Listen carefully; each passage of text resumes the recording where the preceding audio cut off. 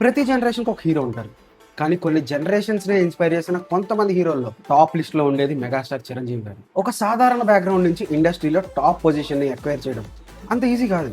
దానికి ఉత్త టాలెంట్ ఉంటే సరిపోదు, దానికి హార్డ్ వర్క్ కావాలి, డెడికేషన్ కూడా కావాలి.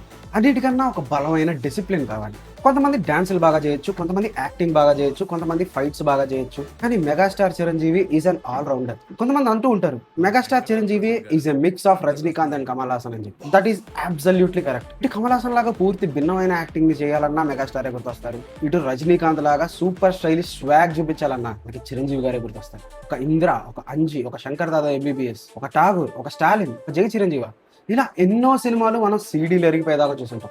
అంతెందుకు, నా బ్యాక్గ్రౌండ్లో ఉన్న పోస్టర్ కూడా మెగాస్టార్.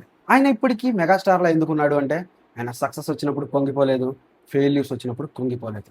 అందుకే మెగాస్టార్ అనేవాడు ఇంత సక్సెస్ అయ్యాడు, ఇంతమందికి ఇన్స్పిరేషన్ అయ్యాడు.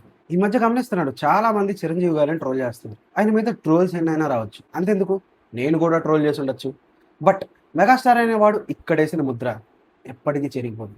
ఈ ఒకేషన్లో మెగాస్టార్ చిరంజీవి గారికి హృదయపూర్వక జన్మదిన శుభాకాంక్షలు. కంటెంట్ నచ్చితే ఫాలో చేయండి. ఒక్క ఛాన్స్ ఇస్తావా?